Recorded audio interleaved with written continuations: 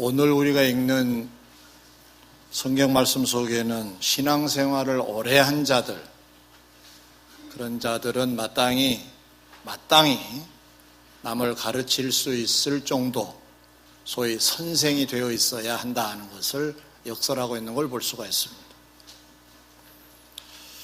곧 오랜 신앙생활에 걸맞는 신앙 성장이 있어야 한다는 말씀입니다. 누군가에게 필요한 그 필요를 갖고 있는 자가 되어야 한다는 말씀입니다.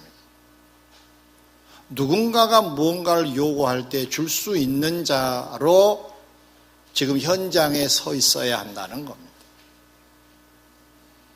그런데 본문의 수신자들은 때가 오래되었는데도, 신앙생활 한 지 오래되었는데도, 교회 출석한 지는 오래되었는데도 선생이 되지 못했다고 책망하고 있는 내용입니다. 오늘이 스승의 날을 기념하는 주일입니다.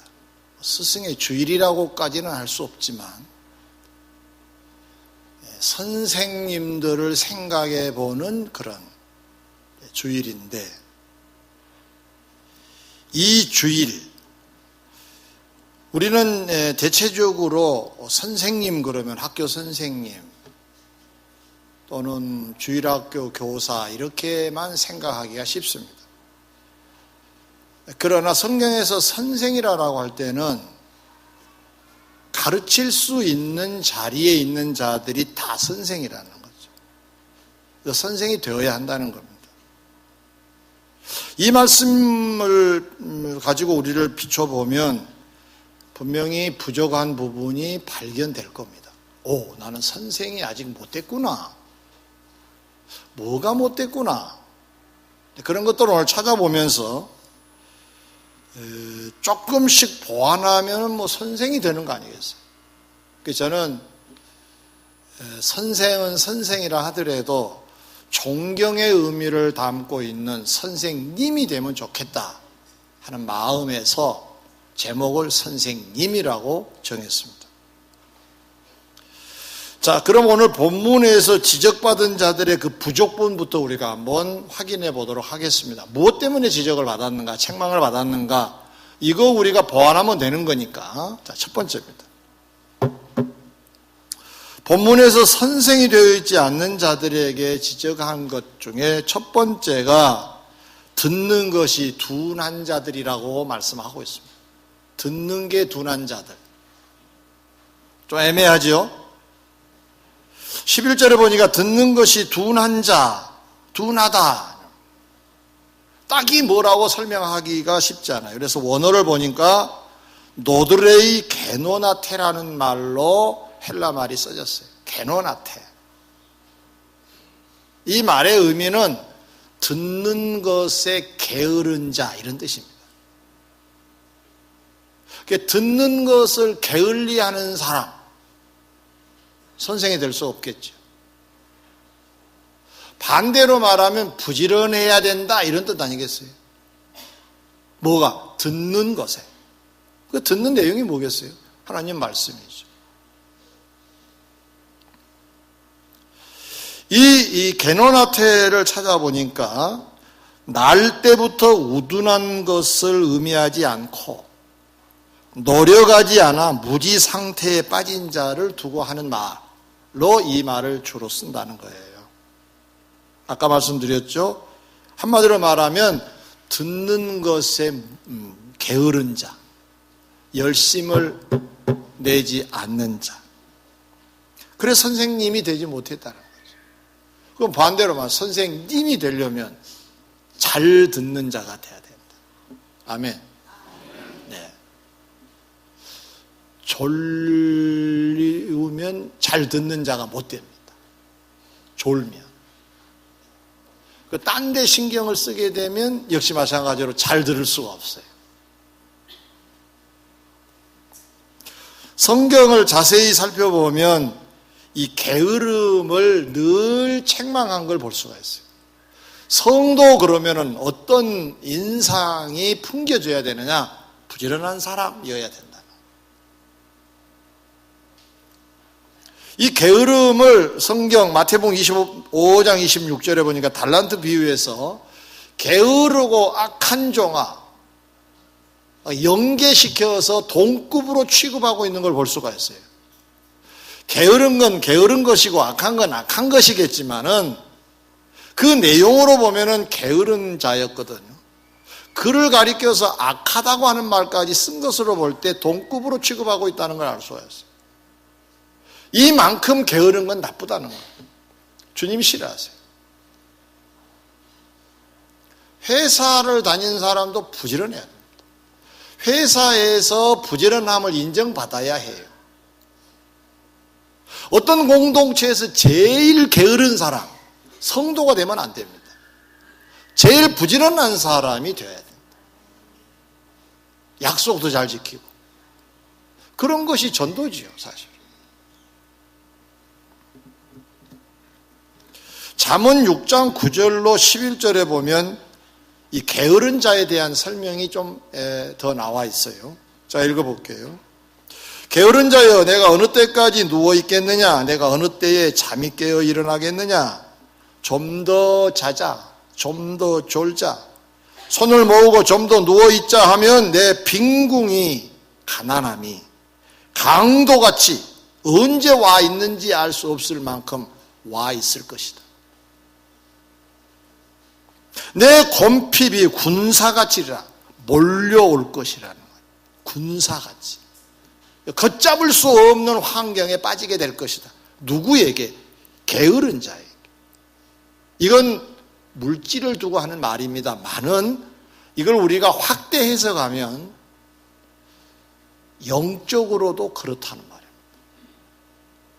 영적으로 풍성하지 못한 사람들을 추적에 올라가 보면 듣는 것이 게으른 사람들이에요.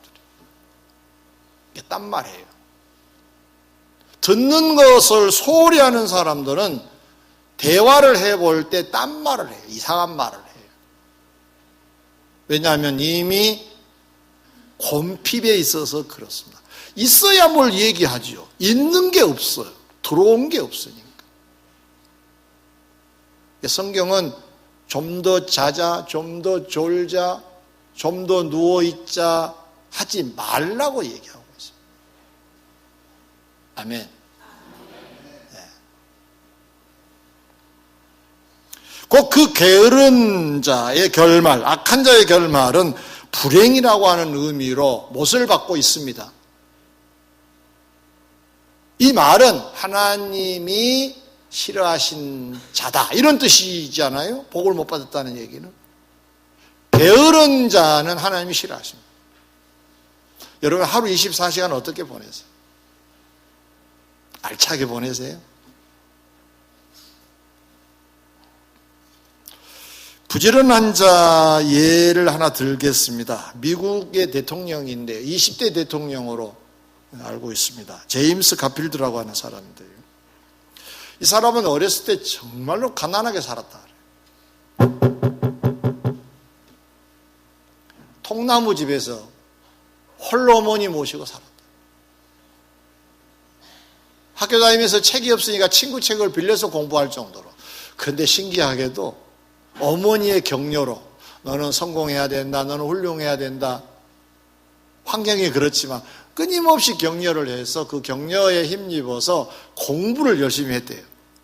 공부를 열심히 한 게 훌륭하고 성공한 길이라고 생각을 한 거예요. 이제 어렸을 때 열심히 공부하면 어머니에게도 효도하고 또 성공하고 그렇다고 하니까 열심히 한 거예요. 그래서 반에서 늘 1등을 했다는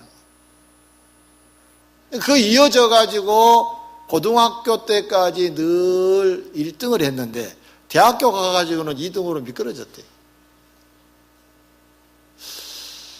그래서 대학교는 더 머리 똑똑한 사람들이 많이 와서 그런가 하고 포기를 했는데 어느 날 화장실 갔다 오다가 기숙사 생활할 때인데 기숙사 다 불이 꺼졌는데 한 기숙사에만 불이 켜져 있더래요. 그래서 가서 보니까 1등한 친구 방이더라고요. 그래서 그날부터 조사에 들어갔대요. 어떻게 이 아이가 공부를 하는가 봤더니 다 불을 끄고 나도 이 친구는 한 10분 정도 안팎으로 더 하다가 잔대. 아, 이거구나. 10분. 그래서 그날부터 10분 이상을 했대요. 그랬더니 1등을 따라잡았다는 거예요. 그때 확실하게 자기 것으로 삼기를 10분 공부 더 하면 1등이 될 수 있다고 하는 것을 이제 인생 정리를 한 거죠.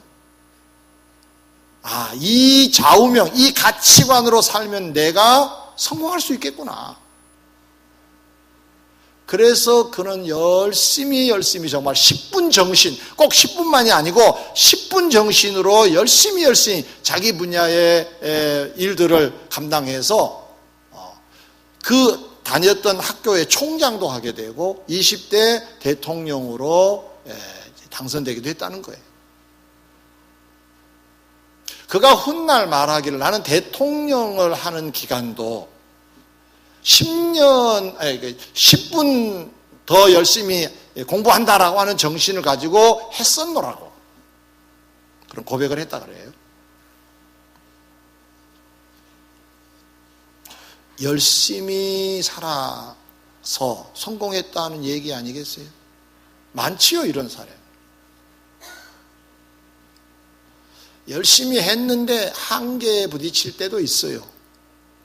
여건이, 상황이 좋지 않아서.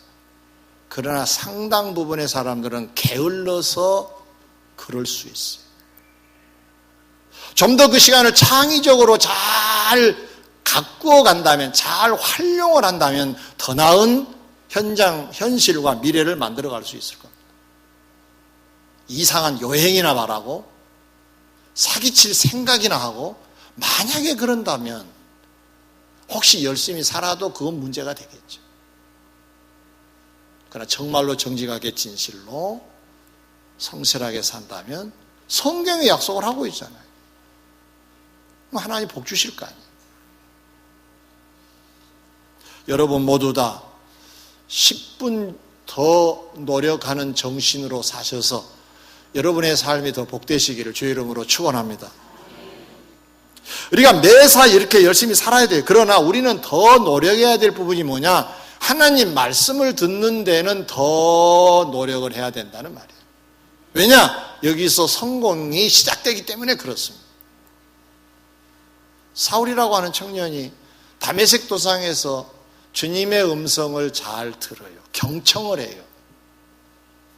그리고 나서 그가 열심히 산 결과 사울이 바울로 바뀌고 기독교 역사상 전무후무한 인물이 됩니다. 성공의 인물이 됩니다. 열심히. 하나님의 말씀을 열심히 듣지 않으면 선생님이 될 수 없다고 제가 말씀을 드렸습니다. 잘 듣고 계십니까? 혹시 다른 생각이 들어오지는 않나요? 졸립지 않으세요? 잘 들으셔야 돼요. 잘 들으시면 선생님 됩니다. 어떤 선생님의 보직을 받은 것이 아니라 존경의 대상이 된다는 뜻입니다. 그랬으면 좋겠습니다. 아멘. 두 번째, 본문에서 선생님이 되어 있지 않는 자들에게 지적한 것은 먹을 것이 유아적이었다는 거예요. 먹는 게 부실했다는 거예요. 먹는 게. 12, 13절에 거듭 강조하기를 그들은 젖을 먹는 수준이었다고 합니다. 젖은 누구의 음식이죠? 아이들의 음식입니다. 어른이 먹는다고 뭐 알통 나올 수는 없습니다. 젖은 어린아이의 성장엔 도움이 되지만 장성한 자들에게는 도움이 되지 않습니다. 조금 좋아요. 그래서 성경에는 14절에 장성한 자들, 세월이 오래된 자들, 그래도 신앙생활을 그래도 좀 했다 하는 사람들의 음식을 소개하기를 단단한 음식 그랬어요. 그러면 이렇게 음식으로만 비유가 되어 있지 이게 우리 현실적으로 이게 무슨 말이냐라고 할 때는 다시 뒤집어 봐야 됩니다. 학자들은 이렇게 두 가지로 해석합니다. 하나는 교리적으로 해석을 합니다. 교리가 그래도 쉬운 교리를 저 수준의 말씀이다라고 해석을 하고요. 어려운 교리가 있어요. 교회를 다녀도 하나님은 한 분이신데 성부, 성자, 성령 하나님이 계신다고 이 얘기가 헷갈립니다. 그러지 않나요, 여러분들은? 하나님은 한 분이시라고 그러는데 하나님은 또 세 분이야. 성령 하나님, 성자 하나님, 성부 하나님. 이런 경우 우리는 교리적으로 좀 복잡한 교리 이렇게 말해서 이 경우 단단한 음식이라고 설명하기도 해요. 그러나 이건 교리적인 얘기니까 내려놓고 다음 단계에서 많이 이게 해석하는 부분을 소개하려고 합니다. 그건 뭐냐? 하나님의 말씀의 내용이 아이들이 먹을 수 있는 젖과 같이 쉬운 게 있어요. 쉬운 게. 부드러운 게. 누구든지 삼킬 수 있는 말씀이 있어요. 칭찬. 자, 싫어하는 사람 손 들어보세요. 난 칭찬을 너무너무 싫어합니다. 막 종기가 납니다. 없어요. 사랑. 좋은 거지요. 부드러워요. 음식으로 말하면 굉장히 부드러운 음식입니다. 격려.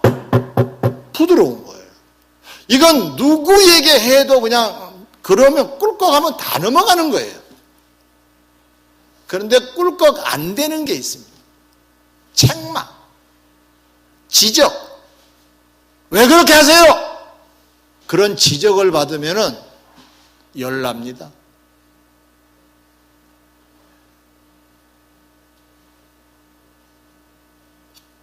예를 하나 들어보겠습니다. 주님이 바리새인 시몬의 집에 식사 초대를 받아 가셨어요. 그 자리에 초청되지 않은 한 여인이 비싼 향유를 가져와서 예수님께 부은 일이 있었어요. 마리아. 근데 그 향유가 얼마나 비싸냐면 300데나리온 이상을 받을 수 있는 요즘으로 말하면 향수래요. 나드 향이라고 하는 유명한 히말라야 산인데 굉장히 좋은 향수죠. 근데 그게 보통 값으로 한 300데나리온. 1데나리온이 1일 품삯이거든요. 그러면 1년치 봉급이에요. 대충 말하면. 이거 부어버렸어. 그러자 가룟 유다가 팔짝 뜁니다. 뭔 짓이냐. 이걸 팔아가지고 가난한 자들에게 주면은 얼마나 많은 사람이 혜택을 받겠느냐. 제자들도 덩달아서 맞아. 틀리지 않아요, 이 말이. 근데 주님은 다른 견해를 갖고 계셨어요. 그 여인을 괴롭게 하지 마라. 이 여인은 나에게 참 좋은 일을 했다. 하고 오히려 가룟 유다와 제자들을 책망하시고 지적하셨어요.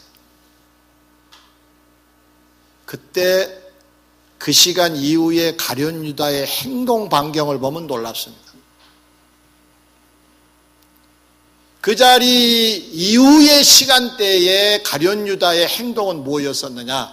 나가서 산헤드린 공회원들과 접촉을 합니다. 왜 그들을 접촉했느냐? 당시에 그들은 예수님을 죽이려고 음모를 꾸미고 있는 세력입니다. 그들에게 가서 쏙닥쏙닥해서 예수님을 팔 계획을 그때 세웠습니다. 왜 그랬을까요? 지적과 책망이 가룟 유다에게는 벅찼던 것 같습니다. 수용이 안 돼. 이건 그냥 삼킬 만한 음식이 아니야. 주님이 인정을 안 해주시고 지적을 하셔.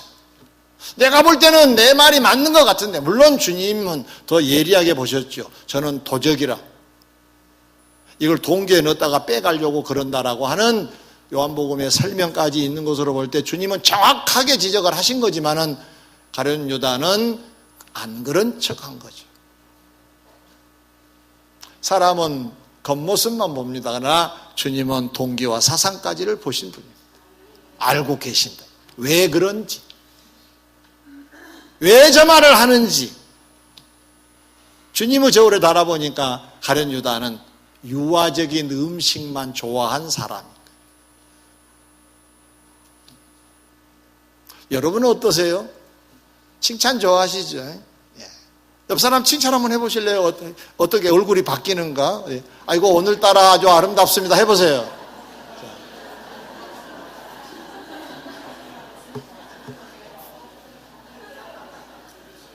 그저 웃지요. 네.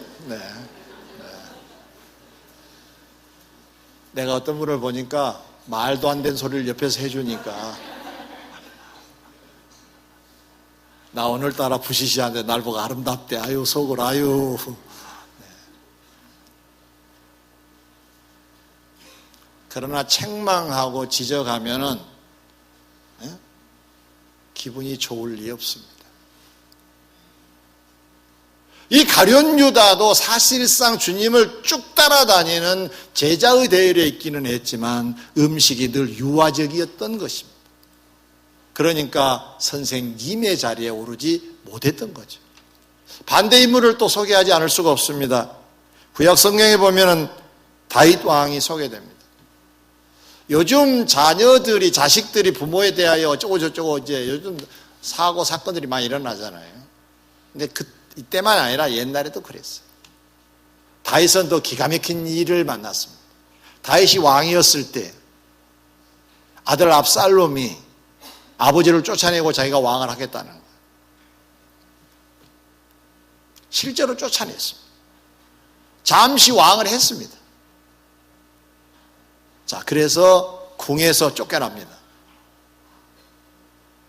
어느 마을을 지나게 됐는데 거기에 사울 가문의 사람이 한 사람 있었습니다. 이 사람은 평상시에 다윗을 못마땅하게 생각하고 있었습니다. 왜냐하면 자기 가문의 왕 사울을 처리를 하고 자기가 왕이 된 줄 알았어요. 오해를 한 거죠. 그래서 다윗을 고운 눈으로 보지 않았어요. 그런데 아들에게 쫓겨났다고 하니까 너무 고소한 거야. 그래서 흉도 보고 티끌을 날리고 조소도 하고. 그때 다윗은 왕이니까 옆에 신하가 따라다닐 거 아니에요. 신하 중에 대장이 이렇게 얘기합니다. 왕이요, 저 죽은 개 같은 놈을, 내가 만든 말 아닙니다. 성경에 그렇게 나와요. 죽여버립시다. 그렇게 얘기를 합니다. 명령만 주시면 제가 해치우겠습니다. 그때 뭐라 그럽니까? 가만두어라. 하나님이 나에게 하실 말씀을 저자 입을 통해서 하신 거 아니겠냐. 이 자세를 가져요. 그리고 절대로 감정적으로 보복하지 않아요. 이 장면을 좀 우리가 좀 크게 볼 필요가 있어요. 그 시간 이후에 다윗의 행적은 어떠느냐. 쫓겨서 어쩌고 저쩌고 왔다 갔다 좀 하지만 다시 황궁을 합니다. 압살롬을 제압하고 다시 황궁을 합니다. 만약에 이 장면에서 그를 아주 무참히 만약에 살해를 했다든가 어떻게 보복을 해버렸다든가 그러면 황궁이 안 될 수도 있습니다. 하나님 보고 계실 거니까.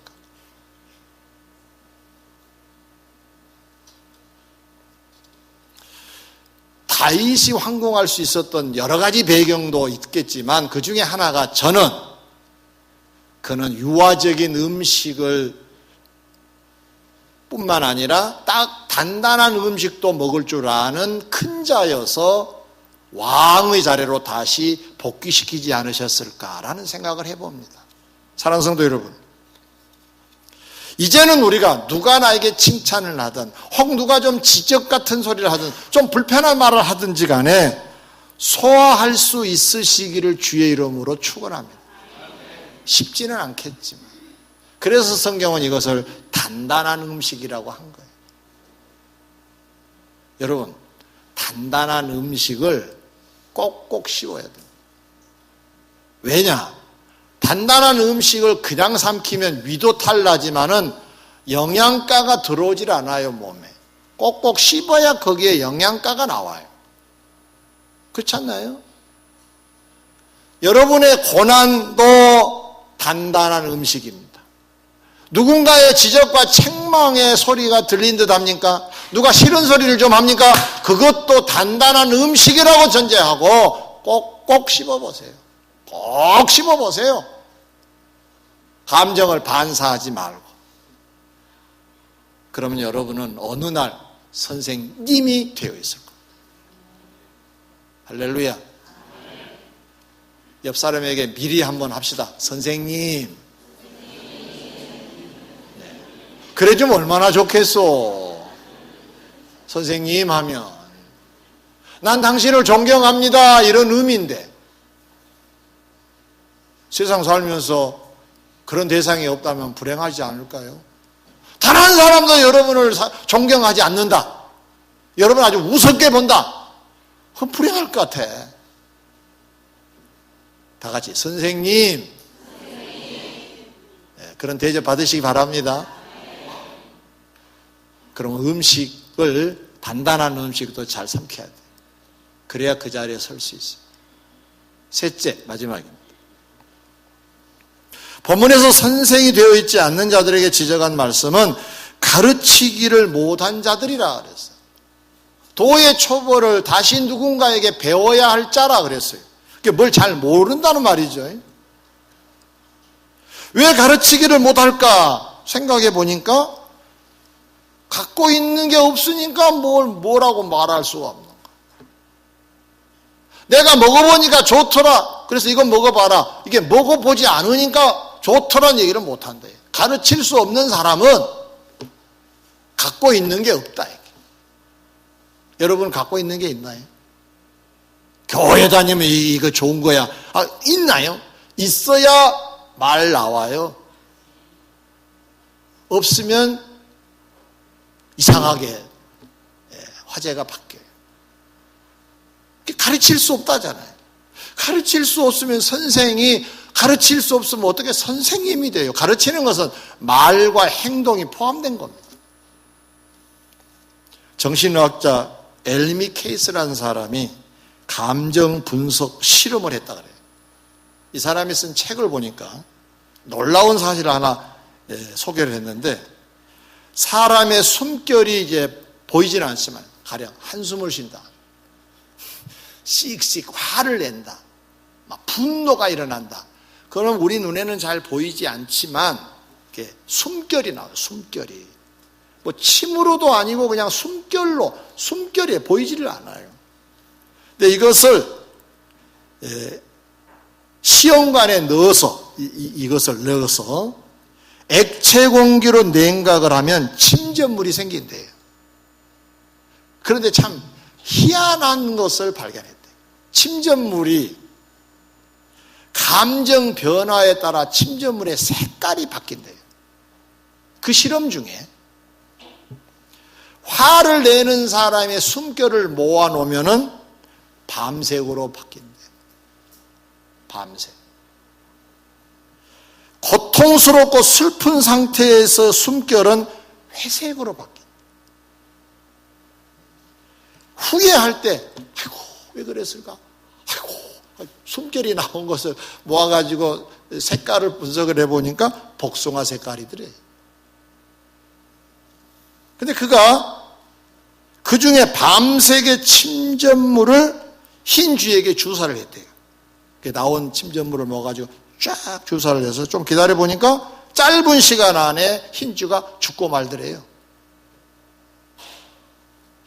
연구를 거듭해서 나온 결과입니다. 한 사람이 대체적으로 1시간 지속적으로 화를 내면 그때 나온 독소는 그 침전물은 80명을 죽일 수 있는 독소가 된대요. 80명. 1시간도. 나는 이 글을 읽으면서 사람이 상황을 어떻게 받아들이느냐가 굉장히 중요하구나. 그 상황도 중요하지만 그 상황을 받아들이는 내 통이, 내 마음이 화냐, 후회냐 이런 어떤 내 반사 반응에 해당되는 이것이 매우 중요하구나. 사랑으로 받아들인 것하고 분노로 받아들인 것은 다르구나.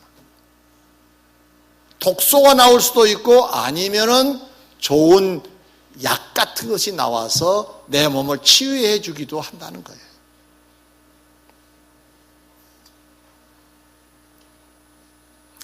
당시의 수신자들은 하나님의 말씀을 들었어요. 꾸준히. 오랜 세월 보냈다 그랬잖아요.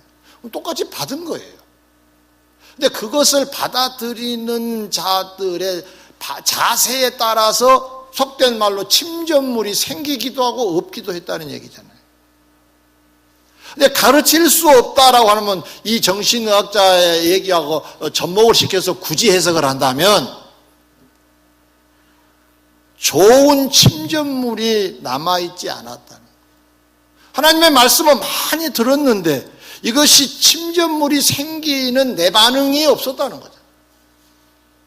그러니까 내가 누구를 못 살리는 거야. 아직 안 죽이는 게 다행이지.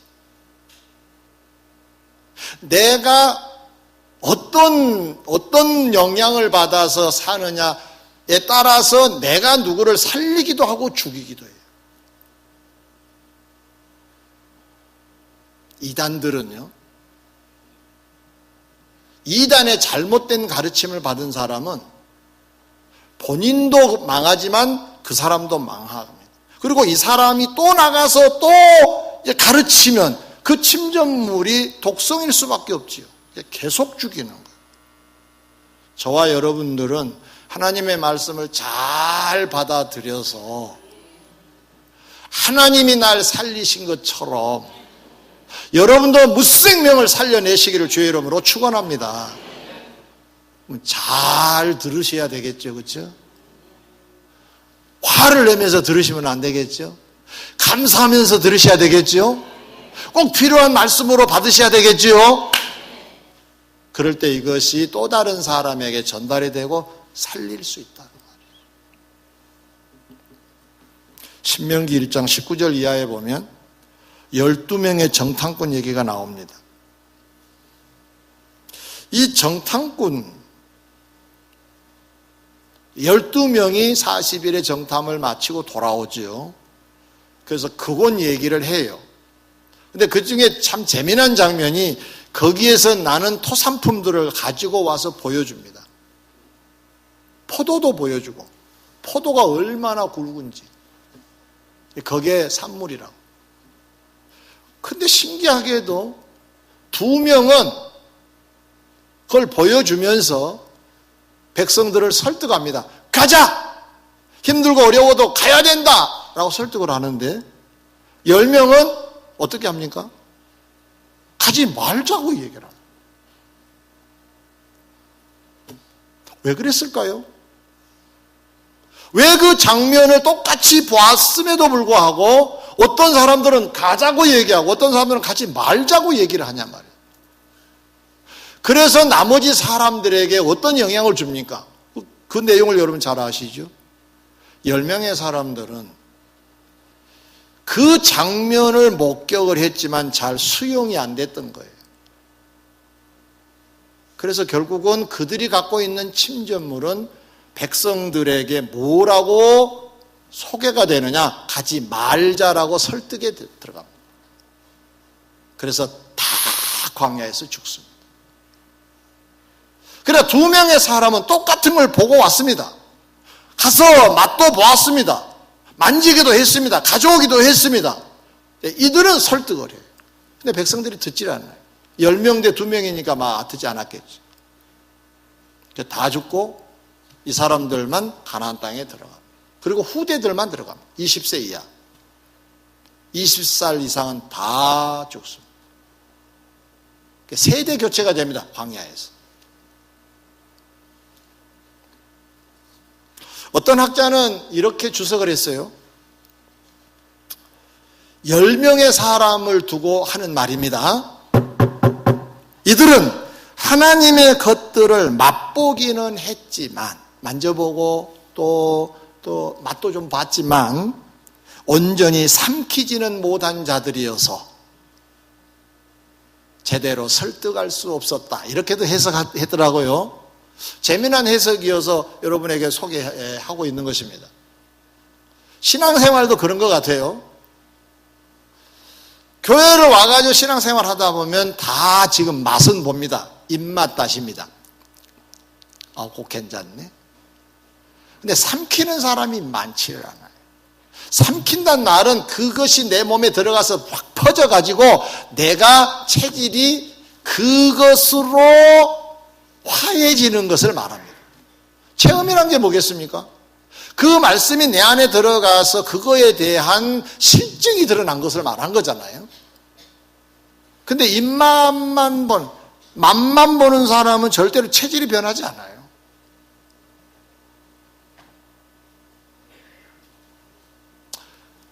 용서하고 들으세요. 2부 예배 때도 이 말씀을 잠깐 드렸는데 저는 성도들 이렇게 보면서 제가 용서해 달라고 먼저 부탁을 했습니다. 화내지 마시고요. 아이들이 어렸을 때 약을 먹여보면 참 가관입니다. 아이들이 약 할렐루야 그런가요? 안 먹고 싶어 합니다. 왜 그렇게 약을 싫어하는지. 우리도 그랬겠죠, 그렇죠? 그래서 어떤 놈은 넘겨서 그냥 막 품어버린 사람 애들도 있고 그럼 그 감기나 설사기가 오래 가죠. 어찌어찌 용케 해가지고 삼켰어. 그러면 빨리 낫습니다.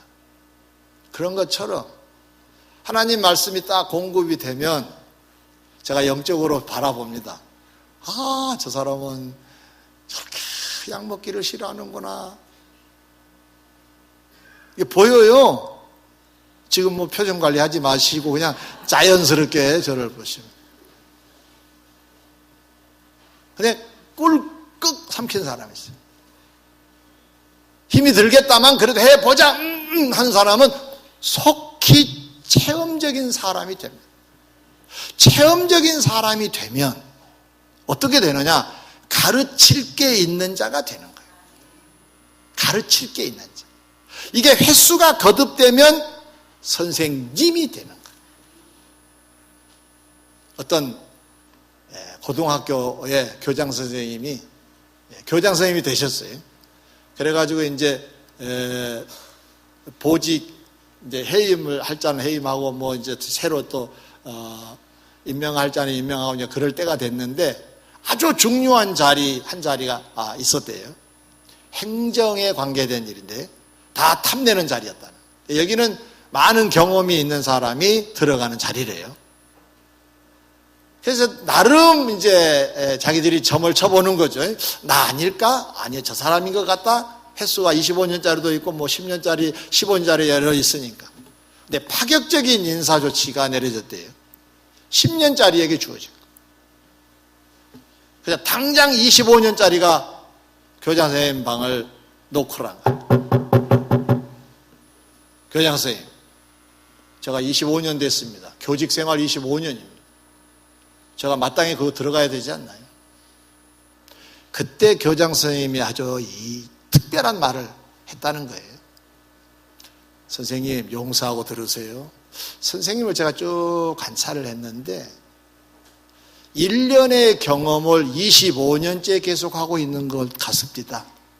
1년의 경험. 그러니까 1년 되면 1년짜리 내려놓고 2년에 돌입을 해야 되는데 2년은 도전을 안 하고 1년짜리 경험만 25년째 하고 있는데 어떻게 그 요직에 임명을 할 수 있겠습니까? 코가 납작해가지고 나왔대. 10년짜리를 변명하는데 이분은 10년이지만은 10년의 체험이 있는 사람입니다.